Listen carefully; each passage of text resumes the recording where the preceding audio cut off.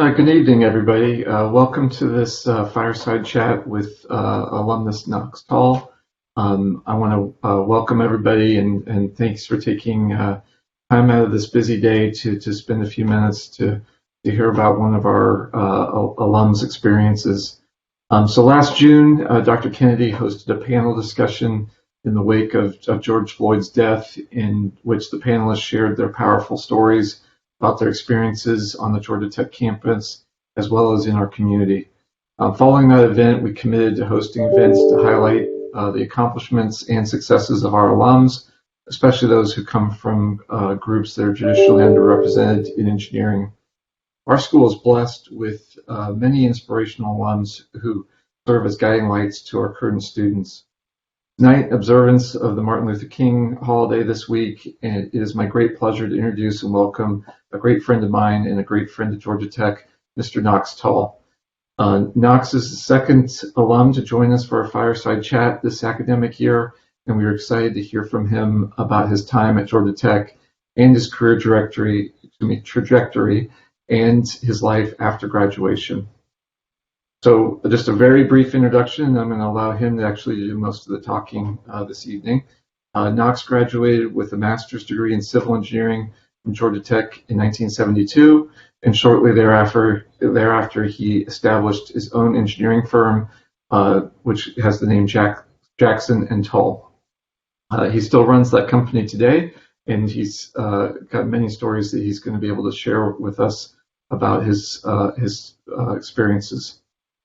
Knox is also a member of the school's External Advisory Board, and he was inducted into the Georgia Tech College of Engineering Alumni Hall of Fame in 2014.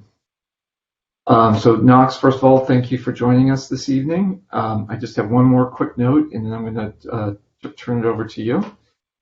So before we get started, for those of you in the audience this evening, we want to encourage your participation. We want this to be a dialogue where you can ask questions and any comments that you have for Knox, and we'll pass those along at points during the conversation, and like I said, make this a dialogue and a back and forth. So Knox, why don't we start off by sharing a little bit more about yourself and set the stage for your audience, and please do introduce your family members who have joined us this evening as well. Thank you, Don. I want to, it's a pleasure and an honor to have this discussion. I want to also thank your talented staff for their many kindnesses to me. I'm joined online with my daughter, a fellow Tech alumni, Nzinga Tull, and my son, Kimathi Tull. Just a brief bio of myself. I was born and raised in Hampton, Virginia.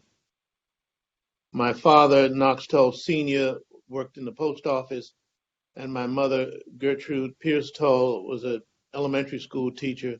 They were both graduates of Hampton University. I had two younger sisters who both have passed. Despite the segregation, I was encouraged and supported and told that I could be the best that I could be.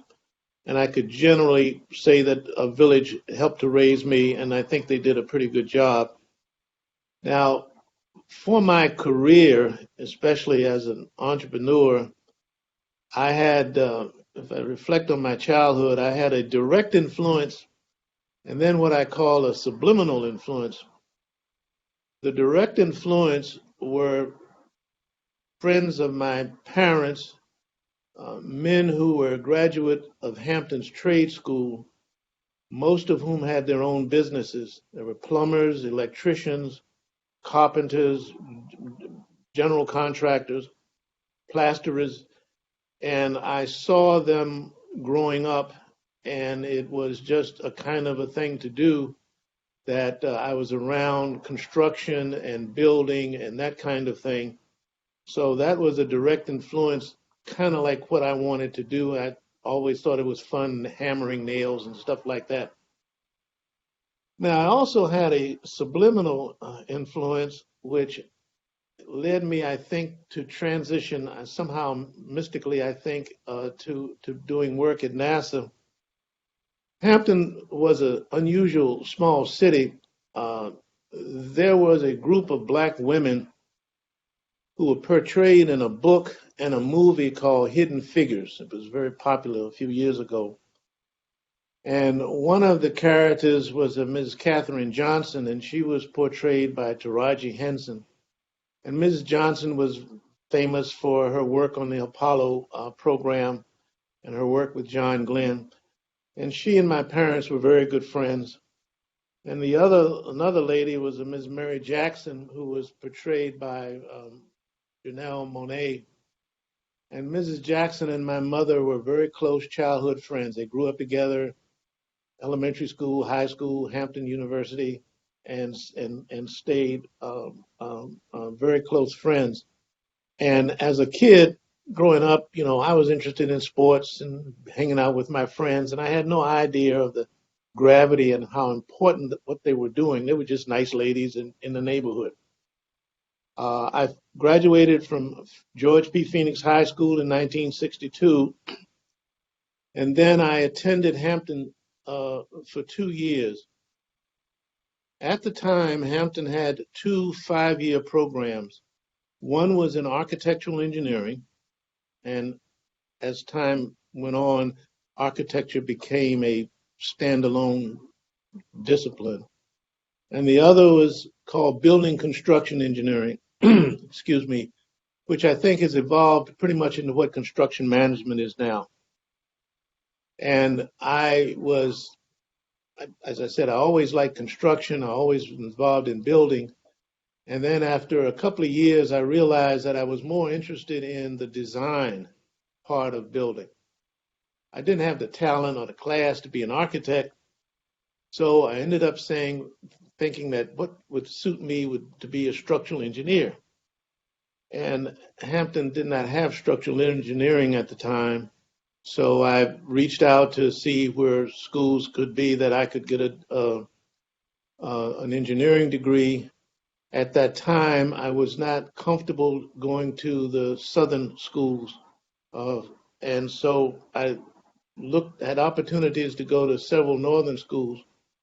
I ended up at the University of Michigan because my mother said that she had a sister who lived in Adrian, Michigan, about 50 miles away from Ann Arbor, so she could look after me. And so that's why I ended up going to the University of Michigan. And my whole time there, I only saw my aunt once. So she did a real good job of looking after me. I graduated in 1967, and my first job was with the California Highway Department in the Pasadena, Los Angeles area. And then I left because I wanted to be back on the East Coast.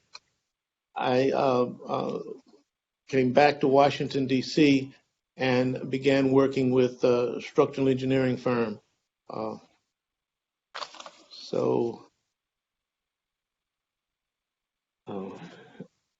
Now, the issue of what led me to enroll at Georgia Tech, and the answer to that is 2-part. One answer is the civil rights movement, and the other is Dr. Fred Schutz, who was a professor at Georgia Tech at the time. When I got to Washington, D.C. in the early 1968, and I began looking for structural engineering jobs at civil and structural engineering firms, I tried for about 7 or 8 before I was able to get a job. Some of them, I would send in my resume, and then some of the firms would give me an interview. They said they had a job opening, but after the interview, they didn't have a job opening. And a couple of them were honest. They just said we don't hire Negroes.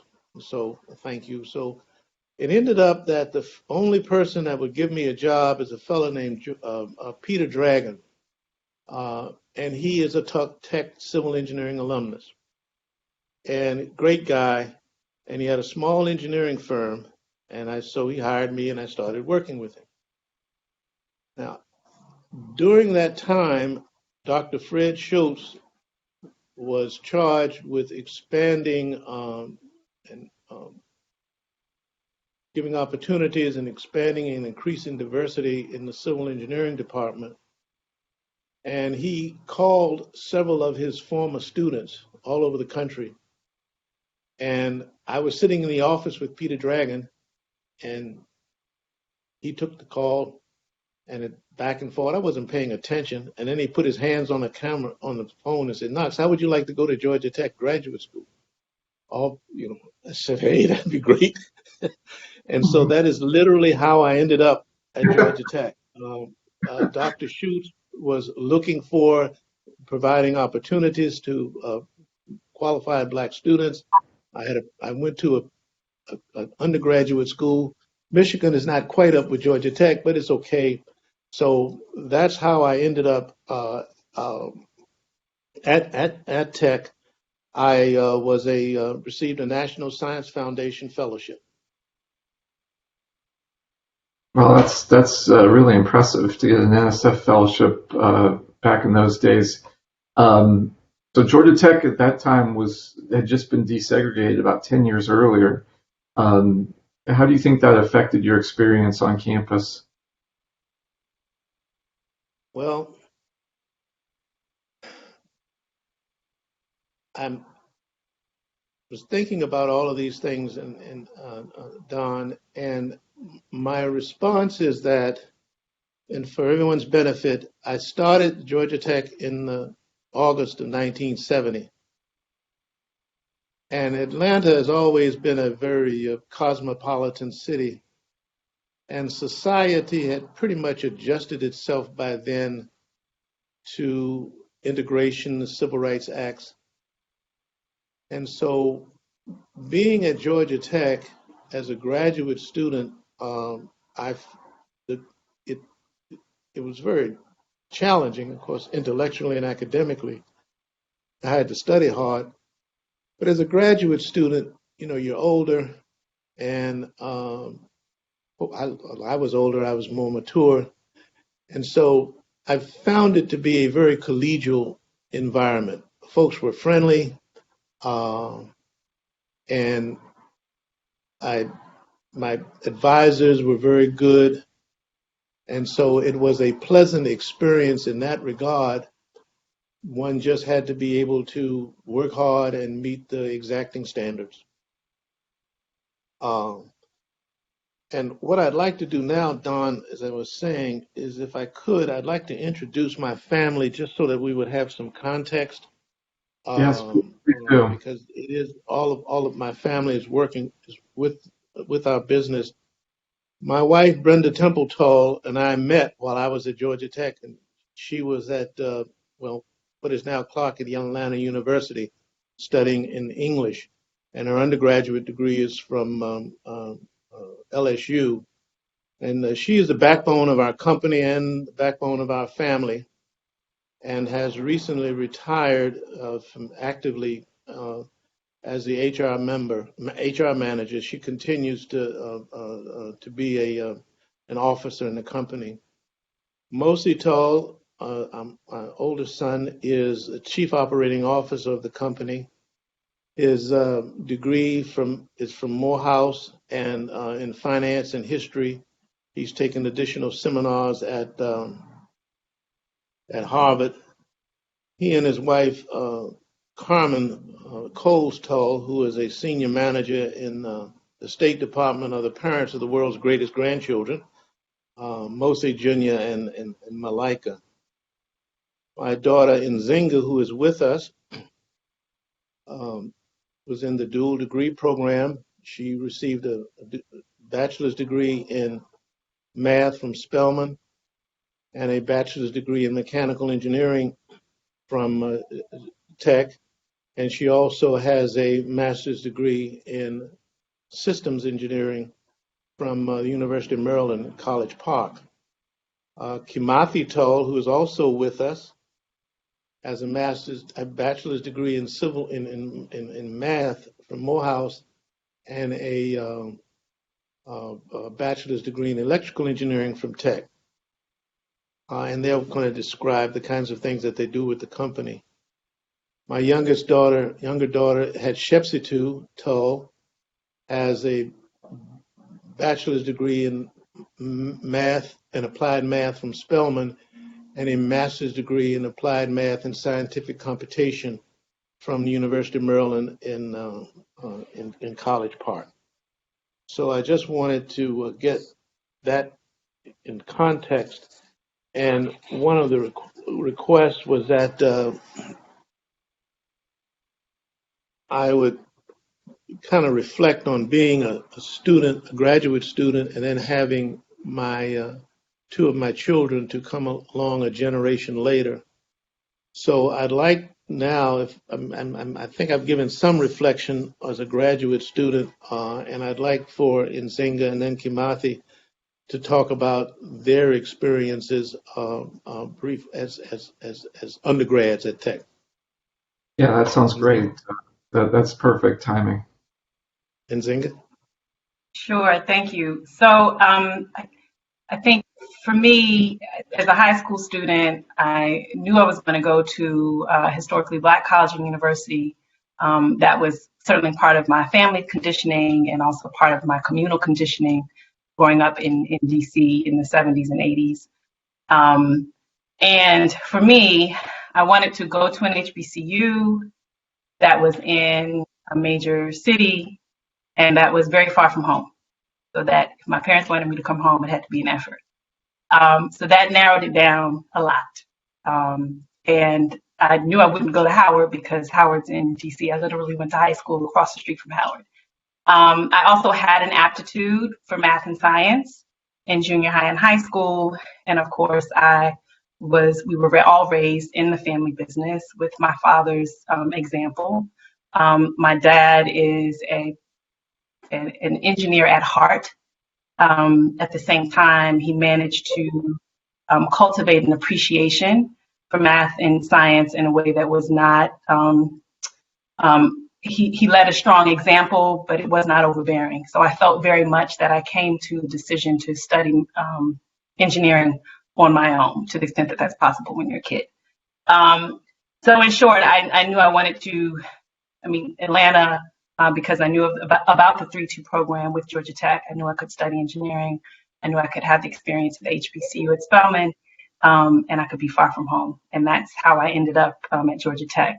And just briefly, my experience was in many ways very different from my dad's, but in terms of the collegialness and the general pleasantness socially was very similar to my dad's. I think that when you're in the 3-2 program, because of the accelerated pace, and when I was there in the late 90s, we were still in the quarter system. I think that your 2 years at Georgia Tech kind of approximates graduate experience because you've already got 3 years of grad under your belt. So I think that many of my fellow students from Spelman and more from the Atlanta University Center, Spelman, Morehouse, and Clark Atlanta came to Georgia Tech as kind of like a cohort. And we also got excellent support from the OMED office, the Office of Minority Education Development, so that the transition culturally and socially was very, very smooth. So yeah, I'll leave it there. Timothy? Yeah, so just to harp on what Nzinga already mentioned, I part of the transition for me was, or part of what made the transition was having a core group of other students from Morehouse and from Spelman who were transitioning over either with electrical engineering or mechanical engineering. I think part of the reason why I decided to pursue engineering was growing up in a family with the engineering business as a part of my consciousness from an early age. It allowed me to almost have that as be a significant part of my identity. And so as long as I could remember, I always had a desire to be an engineer. Of course, because I looked up to my father and had a great deal of respect for him. Initially, I had the view that I wanted to be a civil engineer. As I learned more about the practice, I learned that maybe it wasn't the field for me. Like my sister, I always had a strong foundation in math and science. As I began to learn more about the different fields of engineering, I began to develop a strong interest in electrical engineering.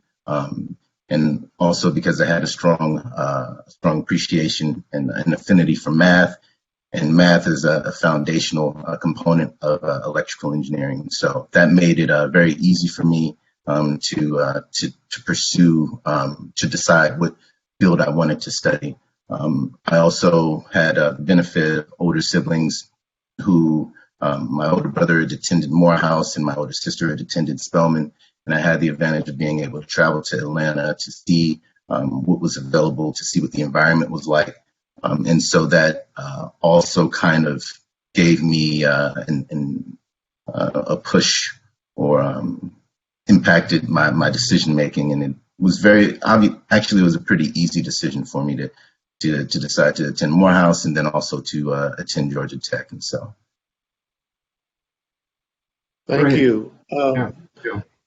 One from my standpoint, when I got to Georgia Tech in 1970, it was the first that quarter, was when the students from the AU Center began attending Georgia Tech. And I ended up working closely with Dr. Fred Schutz at Georgia Tech and Dr. Charles Meredith at Morehouse. And I acted kind of like a big brother and counselor to about a dozen or so students, one or two from Clark, but the rest from Morehouse and Spelman. And I think I kind of helped ease the cultural, I helped ease the cultural aspect of things. And they told me that they really appreciated it. Of course, by the time Nzinga and Kimathi came along, there was an OMED office and under Dr. Brown Clock, who was very helpful and supportive. And so I wanted to just make that statement. When I was in grad school, there was one other black gentleman who I've not kept in touch with. And as it turns out, it's a funny thing. I became good friends with an architect. He was in architecture school because he worked part-time at an architectural firm whose owner was a good friend of my father's. I mean, it's a long story. His name is William Stanley, and he and his wife have an architectural firm, Love Stanley. One of the projects that they designed was the new Ebenezer Baptist Church. And so I've kept in touch with him over the years. So the other black student from Georgia Tech that I knew really was in the architectural school. It's one of those funny things. I'd also like to comment on the question about that I served on the faculties at Howard and in Washington, D.C. at Howard University and what is now called the University of the District of Columbia. My work at Howard, I was the assistant professor for a gentleman. I taught structural engineering in the architecture school for Mr. William J.H. Brown. And one of my prized possessions is a little plaque that says Brown Professor Knox Tull Assistant. And so I taught the classes, and I did that for a couple of years. But for 10 years, I was a professor in the civil engineering and the architectural technology program. It was a 2-year associate's degree program. And I taught civil engineering classes, surveying, and structures. And that was very important and very satisfying to me because most of the students were adults, many of them older than I was. And they worked in the federal government or the city government. and an associate degree really helped them in their careers. Several of them were Vietnam veterans, and I became close with them, and I felt a sense of making the world better and changing their lives. And so that was one thing that really has been important to me, and I've received a lot of satisfaction from doing that. Yeah, great. That really sums up my view as well. I enjoy teaching because of the impact that you can make on students. So thank you for sharing that perspective. I think one of the most impressive things that I'm aware of is the fact that you started a company at such a young age, just a couple of years after you've completed your degree at Georgia Tech. Can you tell us a little bit about your business, how you started it, and how it's evolved over the years? Yes, and I'd like to, in answering that, I want to discuss briefly my time with Pribilowski and Gravino and my brief background on my former partner, Fred Jackson. I spent 2 years in Atlanta. I finished the coursework on schedule. It took me a while to finish my thesis. So for about maybe a little over a year, I was fortunate enough to work with a civil engineering firm called Pribilowski and Gravino. Andy Gravino was one of the founders. Right after I joined them, Bob Pribilowski passed. He had a heart attack. And they were, from my perspective, the premier civil engineering firm in Atlanta at the time. And they had a practice that involved structural engineering for buildings and general highway, bridge, civil engineering. And it's the model that we based Jackson and Tull on. And Andy Gravino remained a friend after I, left and started my own business. He would talk. We pursued projects together, and so that's kind of where I had that was a very important influence on me. Now, my former partner, Fred Jackson, is 16 years older than I am. He entered Howard University as an architecture student, and he got all the way to just about the end as his senior year, and he had to drop out and go to work and start working. At that time, in the early 50s, there was a gentleman's agreement among the white architectural firms that they would hire 2 graduates from Howard University, and that was the quota. And so Fred Jackson, obviously, he didn't have his degree. He wasn't able to make the quota. But what he ended up doing was getting a drafting job with a structural engineering firm, Mike Johns and Associates. So he worked with Mike Johns for several years and became a structural engineer. He had taken a few structures related courses, but he just figured it out and studied. And after a period of time, he took the PE exam with experience. You can take the PE exam if you have an undergraduate degree or if you have so many years of experience. So he took the EIT and passed it. He took the PE, structural PE exam and passed, and was a registered professional engineer.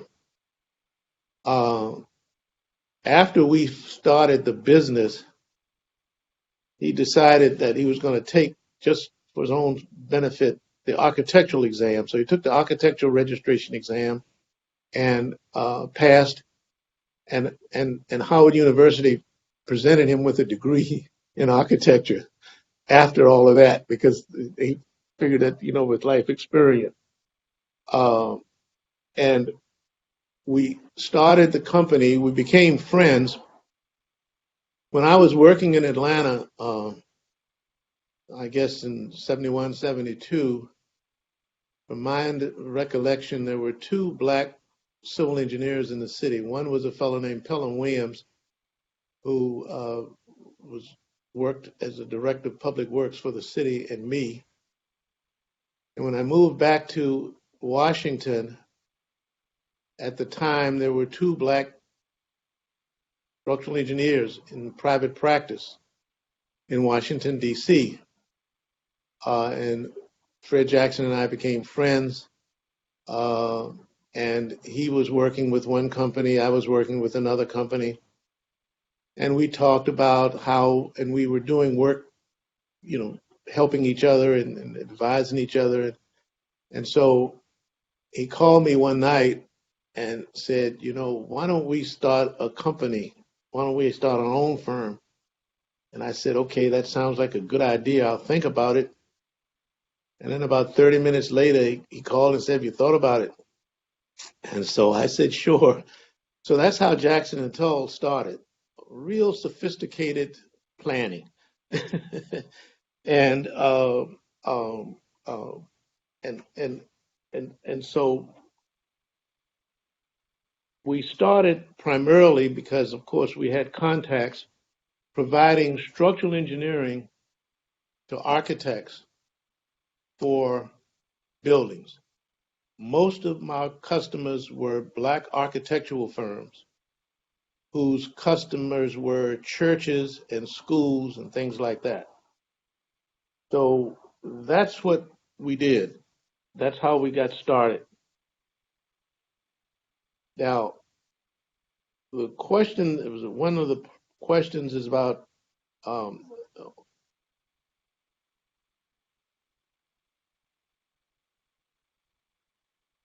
trying to follow this thing I have here. Okay, right now.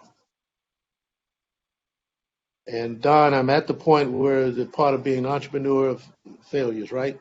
Right. Now, So I'm trying to read. I'm trying to follow our schedule here. Let me just finish one train of thought. We formed the structure. The firm Jackson and Tull was primarily started as a structural engineering firm, using the Pribilowski and Gravino model as a model. We then expanded within civil engineering to bridges and highways. We were given opportunity from former Mayor Marion Barry, who wanted to give black businesses opportunities. And so because of his wisdom and vision, we were able to get work for the city of Washington, and then we got work in Maryland and Virginia. So that's how we established the first phase of our business, which was I call it a full service civil and structural engineering firm. We didn't do surveying, and we didn't do geotechnical work. That was kind of farmed out. Okay. Now, one of the questions is a big part of being an entrepreneur is learning from your failures. What are some of the biggest lessons that you've learned during your career? Most people who give talks will give the opinion that everything they touched turned to gold and every one of their experiences was perfect, which implies that they're brilliant and perfect. Well, I'm not brilliant and perfect. And one of the things that as we grew, we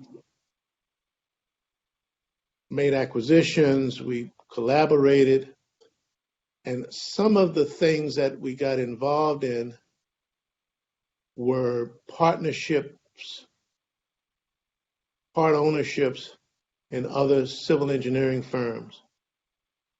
The largest was a firm based in Detroit called Jackson and Jackson and Tull. And Tucker and I were roommates at Michigan. And that was not, I'm not calling that a failure. It was a venture that ran its course. Paul Tucker had health issues and his partner decided that he didn't want to work too hard. So that was a venture that ended up after about 20 years or so, we cashed out and we got our part and they got their part. So I wouldn't call that a failure. We did at one point in our career make a major acquisition during the heyday of M&A and IPOs, and we did all of the right things, all of the due diligences and everything like that. And the long story short, it really didn't pan out. Now, nothing that I did I regret in terms of I did everything I was supposed to, but a lesson a reminder that entrepreneurship and business does have risks. And sometimes things work out and sometimes they don't.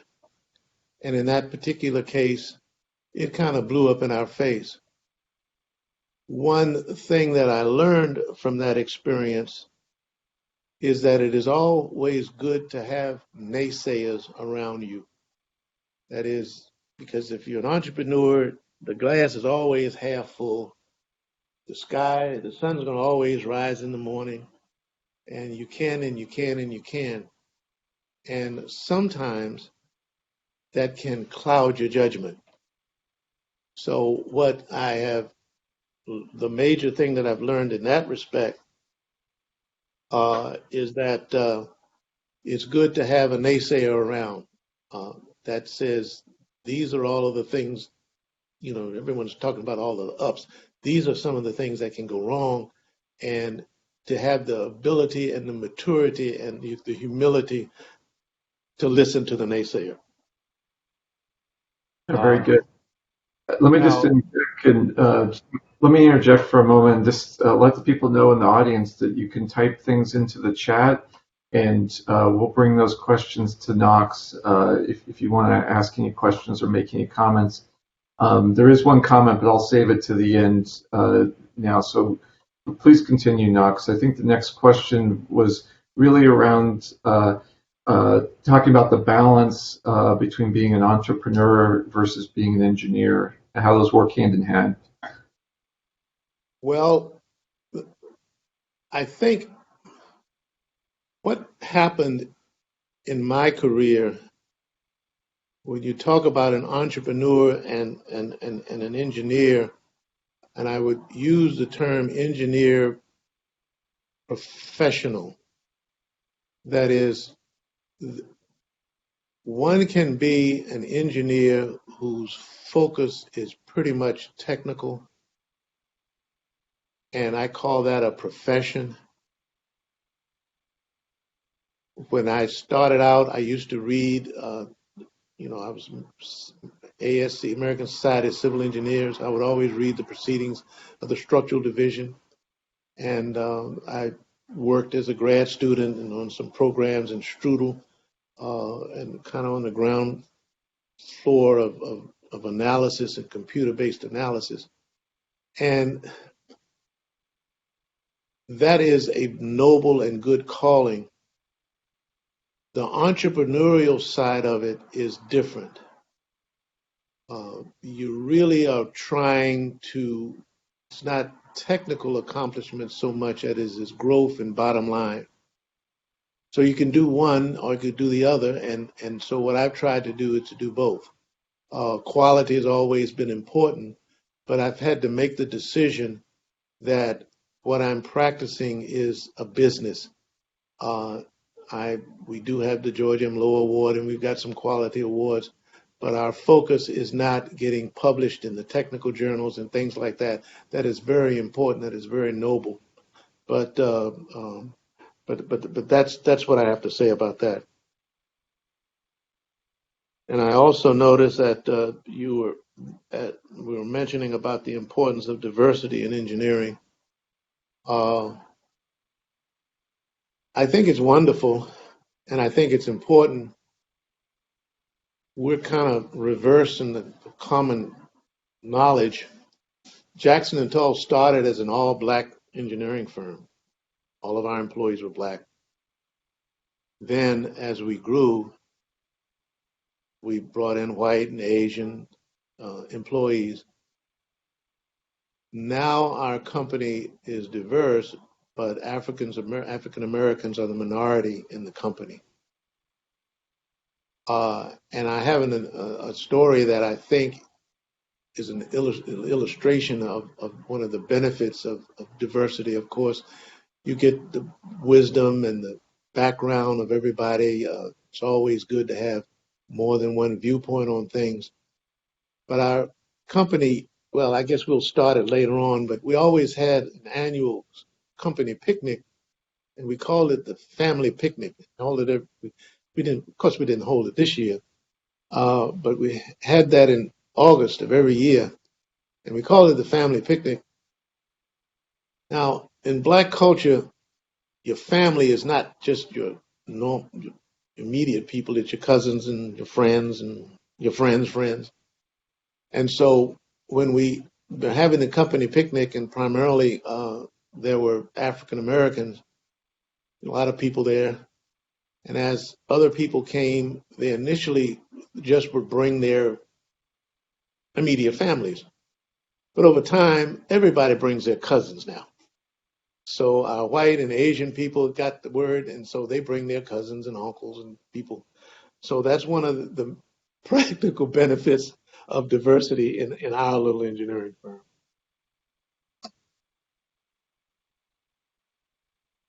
Yeah, very good. Jackson and Tull has really evolved over the years in taking on a variety of services in addition to civil engineering. Can you tell us a little bit about your company's pivot towards aerospace and to other industries and what you envision for the future and the next generation? Yes. As we began to diversify our business, and we, as I said, we diversified within the civil engineering world, we were looking to advance in what I'm calling the technological revolution. Of course, there are professions now, programming and things like that, that didn't exist when I got out of college. So we were moving around and we were looking. We had an opportunity to do a design build project at the Goddard Space Flight Center outside of Washington, D.C. And it was to renovate a high bay area to put in a major heavy gantry crane. And it required some sophisticated structural engineering. That was when I used to be a pretty good structural engineer. That was when I was still a pretty good structural engineer. And so we came up with a way to solve the problem. And once we did that, it worked out. It was on the budget. It was well done. We were given the opportunity to integrate and the actual crane to put it in place. And so that's how we got involved in the aerospace business. It was really a civil engineering project that led itself towards that. And we then were able to build a staff of aerospace engineers, scientists, mathematicians to actually do the programs. And so and it's a key thing, because I'm a structural engineer, I was overseeing the structural engineering projects. I'm not an aerospace engineer or an electrical or a mechanical. So my task then became managing talent. So that is a key aspect of growing businesses now. The technology is so broad, it's beyond any one person's knowledge, ability to know everything. And so the key is selecting the staff and managing the staff, encouraging them and supporting them so that they can perform the project. And that's the key, selecting good people, supporting them, and encouraging them. And because it's not my technical expertise that has much to do about anything now. Um, there is a request about some of our most notable projects. I think from our civil aspect, you can see maybe on the back of the wall, we designed a major subway station, Prince George's Plaza subway station off of East West Highway in Hyattsville, Maryland. We designed a very complex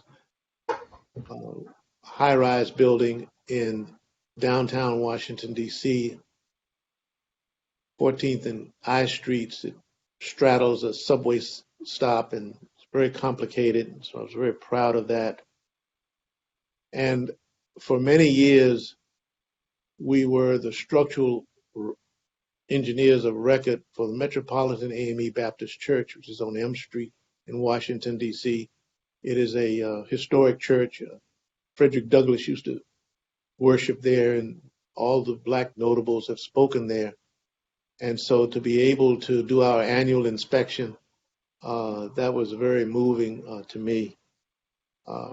Also in our civil area, we worked on the construction inspection on the rehabilitation of the Manhattan Bridge across the East River in New York City.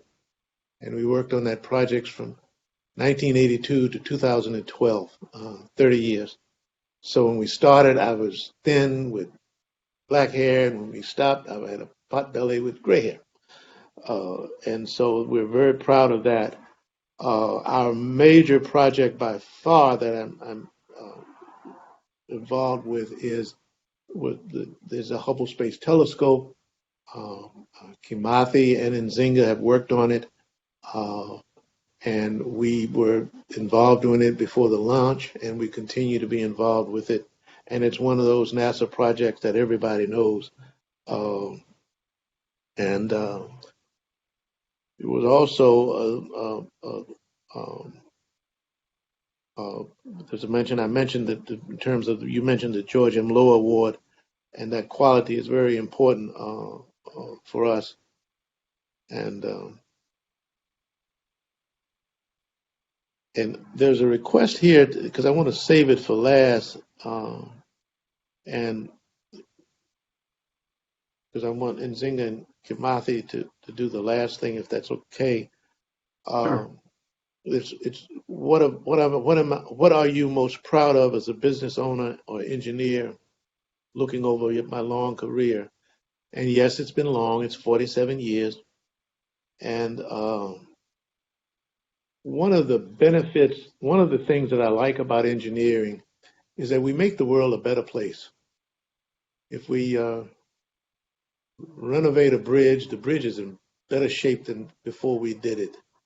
And or wastewater treatment plant, the water is cleaner. And so we have that satisfaction. Or if it is a satellite instrument that is providing knowledge to the world, I mean, it's practical. We can put our hands on it.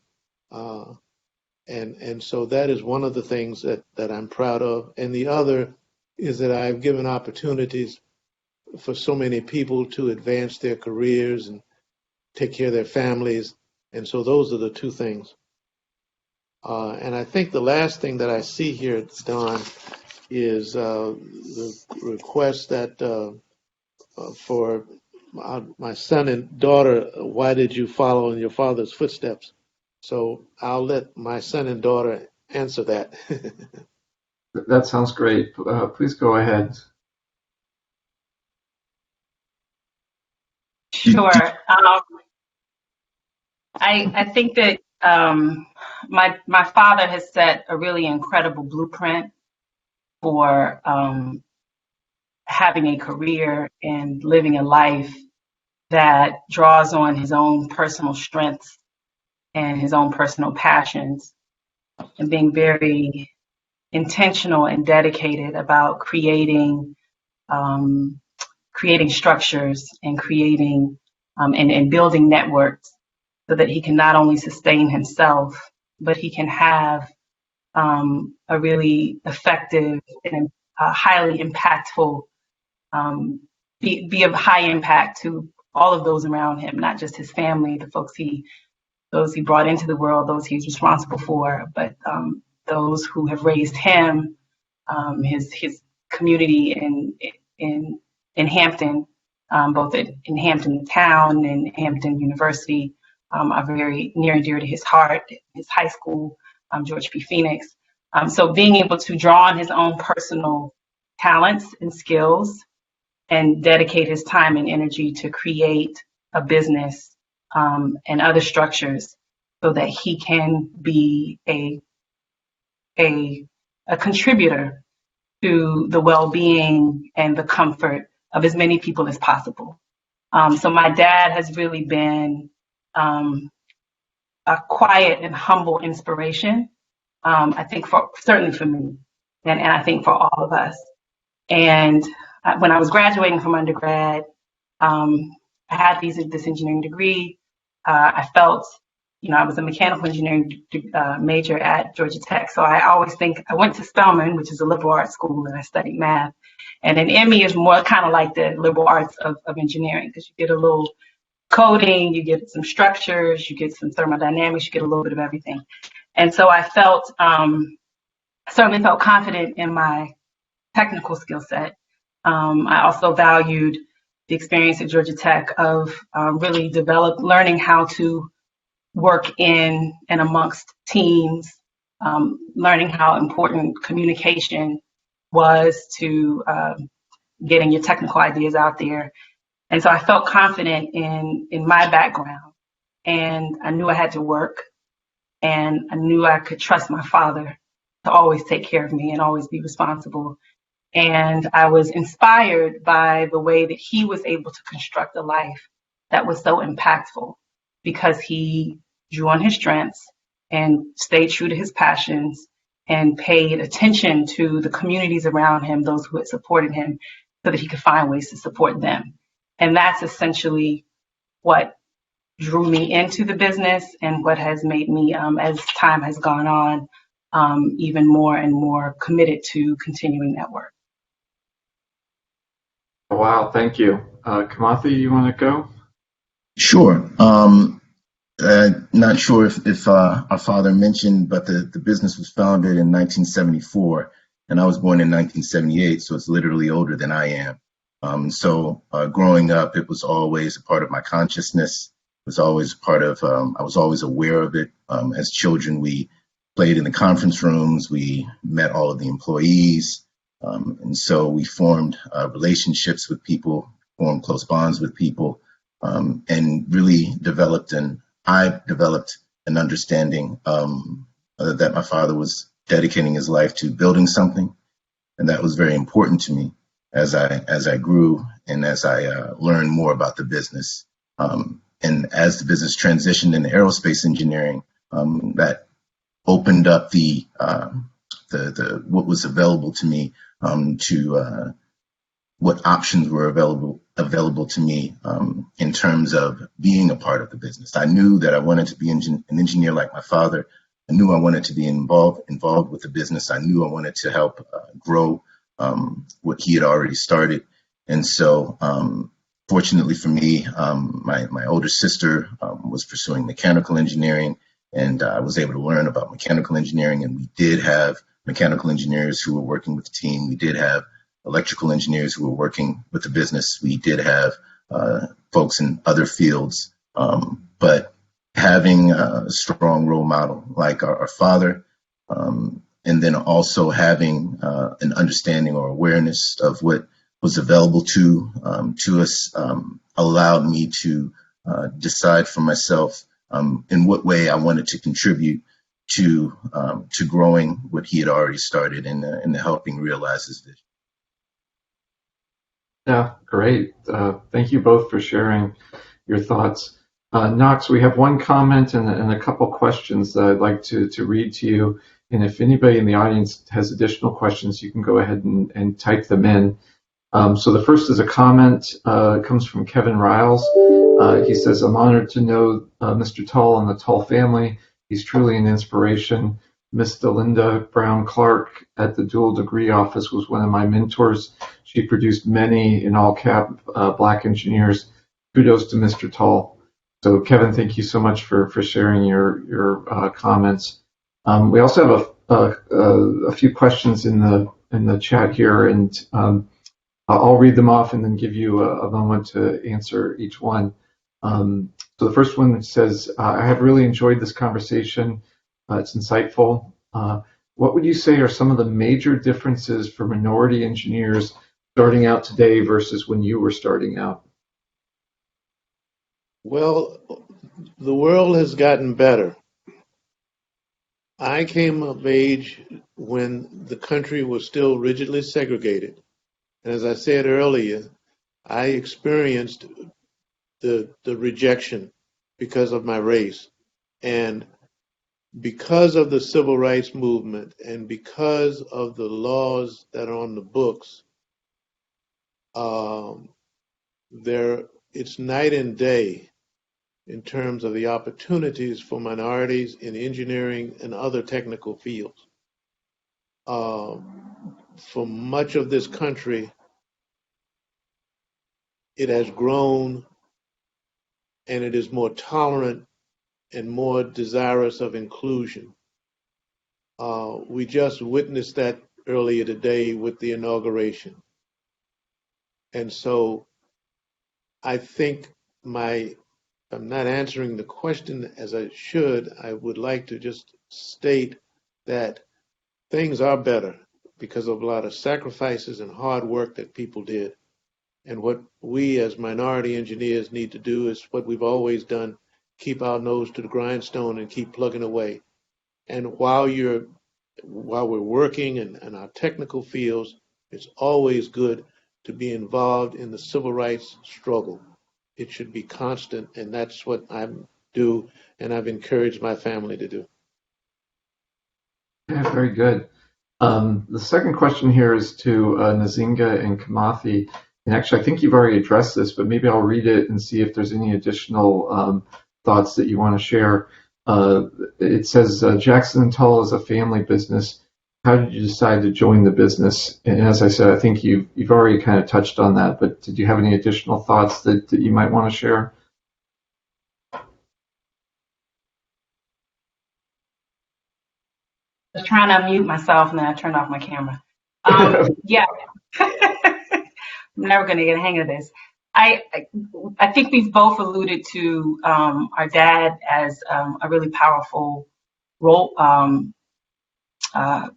model, and each of us having the technical aptitude, and then seeing the value in building on what my father had already started. And so I think both of us felt compelled to, since we knew we needed to work and we wanted to work in a technical space, it just kind of made sense that we would help to continue, build upon the legacy that my dad started. In addition to the business legacy, I think to expound upon what Dad was saying was that the civil rights movement was not an intellectual exercise, and the progress in my personal experience in relationship to my dad's experience and his generation is very much tied to everyday people organizing, staying connected, building networks and organizations so that we can make this progress, that we can sustain it and build upon it. My dad has always been active in the National Technical Association, which was an organization of Black engineers, kind of a predecessor to the National Society of Black Engineers, NSBE, which my brother and I were both involved in. So in addition to the dedication to building the business so that we can we can build wealth and resources for our family so that we can sustain ourselves and also be in service to our communities. Dad also set the standard for us to remain connected to organizations and collectives, both formal ones and grassroots ones, that will help to continue to move forward through advocacy, through direct action, through fundraising, so that the next generation, my niece and nephew, will have even more progress. Yeah, great. Yeah, Thank you. Go the ahead. only thing I would add, the only thing I would add is that it's graduating from college. Most people are able to pursue a career field, but it was very unusual to have the opportunity to work for a family business. And so, just by the mere fact of it being something that was different, that registered, I think, a lot more with us as children. We were aware and understood that this was something that many people are not provided an opportunity with, which was very significant to us. We didn't to find ourselves in a situation where we did not take advantage of some of what had been provided to us. And there was also a certain sense of self-determination, being able to determine your own path when it comes to an entrepreneurial endeavor. So that's the only thing I would add. Great, thank you. Knox, I think the next question is really focused towards you. It reads, what do you look for in graduates that you hire? That's a good question, and the answer has evolved. And forgive me, I'm always repeating myself, but the computer has transformed everything. And of course, you, all of the enlightened and esteemed persons who are in this discussion know that there's an app for everything nowadays. So there was a time when I started engineering, when we started the business, we did our calculations on calculation paper with a slide rule. Then we got a calculator. Now everything is done by the computer. So we're not really looking all the time for a person's technical acumen in engineering. Once you have the basic credential, what we're really looking for are more subjective and liberal arts kind of things. How you work well with people, how you handle stress, how you deal with personality problems and that kind of thing. So the number one thing that we're looking for now is how well you get along with people and how you handle yourself in stress. It is really not that important anymore, from my perspective, that you be the sharpest knife in the drawer technically. Because, as you know, in structural engineering, you use the plan, you just plug in the numbers and put the loads on and press a button, and the computer does everything. Anybody can do that. Anybody with the training is what I meant. So that's the question. That's the answer to that question. And we also like well-rounded people. Just being a nerd is not the thing to do, because as Nzinga and I think Kimathi have both, I'm sure, will attest, that just about everything you do nowadays is with a team. You're collaborating with all kinds of people, folks in your company, people in other companies. And so the ability to get along with folks and to be personable is right up there at the top nowadays. Okay, great. Thank you for sharing that insight. There's one additional question in the Q&A now. It reads, you've had an impressive career, Mr. Tull. If you had to do it all over again, what would you do differently, and what would you do the same? Well, as I said, I don't really have regrets. I love engineering, and I would have wanted to be an engineer, and I'm pleased with the way things have worked out.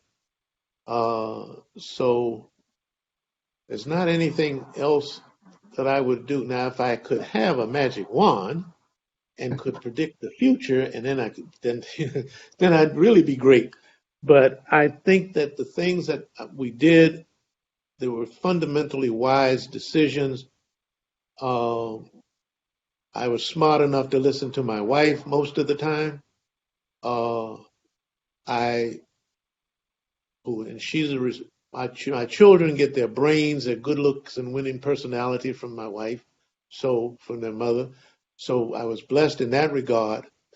But the way we started and expanded, I think it's almost like a textbook the way businesses work. And so I really don't have any major regret. In addition, and that includes the fact that as in life, everything that you try doesn't work out. All relationships are not hokey dory. Things go wrong. Sometimes the roof falls in, and the pipes burst, and the basement floods. I mean, these things happen in life. And so I think that from a strategic standpoint, I'd do it all again, just about the same way. Yeah, very good. There's another comment from Murray Griffin. He says, enjoying hearing about Mr. Tull and his family's experiences at Georgia Tech in starting his firm. I had the pleasure of working with Andy Gravino also while I was at Jordan Jones and Golding. He and Charlie Jones were great mentors to me, and I, like you, used their model to start my own firm. I also had the pleasure of working with the minority firm Dion Hampton and Associates in DC. I assume that your path crossed with Dion at some point. Right. His name is Delon Hampton. Oh, okay. It's so small I couldn't read it. I think that was me. People used to imagine that we were brothers because we look alike. And he started his company, Delon Hampton and Associates, a year before Jackson and Tull. So the running joke is that I always wanted to grow up to be like him.